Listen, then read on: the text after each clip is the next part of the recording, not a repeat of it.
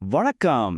2000 ஆண்டுகளை தாண்டியும் நிலைத்து நிற்கும் ஒரு மாபெரும் ஆளுமையை பற்றிய இந்த விளக்கு உரைக்கு உங்களை அன்போடு வரவேற்கிறேன். அரசர்கள், பேரரசர்கள் என எல்லாவற்றையும் தாண்டி இன்றும் உலகமெங்கும் ஒலிக்கும் அந்த அமைதியான குரலுக்கு சொந்தக்காரர் தான் மர்மங்கள் நிறைந்த நம் திருவள்ளுவர். சரி, இந்த விளக்கு உரையில் நாம் பார்க்கப் போவது அந்த மர்மமான முனிவர், அவரது 2 வரி படைப்பு, அறம், பொருள், இன்பம், எல்லைகளற்ற ஞானம் மற்றும் உலகளாவிய அவரது பெருமைகள். பகுதி 1. மர்மமான பண்டைய முனிவர். அவர் வாழ்ந்தது கிபி 5ஆம் நூற்றாண்டா அல்லது கிமு 8ஆம் நூற்றாண்டா என்கிற விவாதம் ஒரு பக்கம் இருந்தாலும் அவரது வார்த்தைகள் இன்றும் நமக்கு சரியான வழிகாட்டியாக இருக்கின்றன. இதில் ரொம்பவே ஆச்சரியமான விஷயம் என்ன தெரியுமா?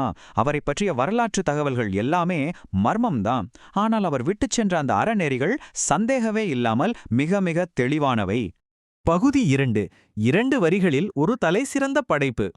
திருக்குறள் என்பது எந்தொரு மதத்தையும் சாராமல் அறநெறிகளையும் நம் வாழ்வியலையும் உலக மக்கள் அனைவருக்கும் பொதுவாகச் சொல்லும் ஒரு அற்புதமான 2 வரி பெட்டகம்.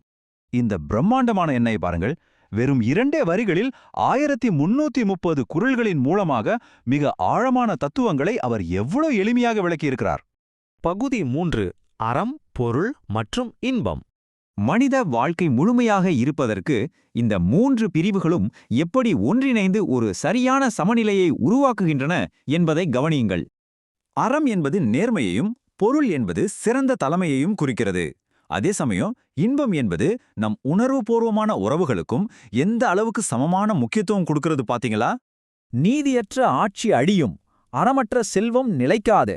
அதேபோல காதல் என்பது பரஸ்பர மரியாதையுடன் இருக்க வேண்டும் என்பதை மனிதகுலத்திற்கு ஒரு அன்பான எச்சரிக்கையாகவே அவர் வைக்கிறார். சுயகட்டுப்பாடும் பொறுமையுமே மன அமைதியின் அடித்தளம் என்று சொல்லும் அவரது இந்த வரிகள் நம்மை அமைதியாக உட்கார்ந்து சிந்திக்க வைக்கும் ஒரு ஆழமான அழைப்பு. பகுதி 4. எல்லைகளற்ற ஞானம். இது உண்மையிலேயே உங்களை ஆச்சரியப்படுத்தும். திருக்குறள் உலகம் முழுவதும் 40க்கும் மேற்பட்ட மொழிகளில் மொழிபெயர்க்கப்பட்டுள்ளது. இது சாதாரண விஷயமல்ல. தமிழின் அந்த சுருக்கமான அழகை அப்படியே மொழிபெயர்ப்பது கஷ்டம் என்றாலும் அதிலிருக்கும் கவித்துவமும் நடைமுறை சாத்தியமும் மொழிபெயர்ப்பாளர்களை இன்றளவும் வியப்பில் ஆழ்த்திக் கொண்டே இருக்கின்றன.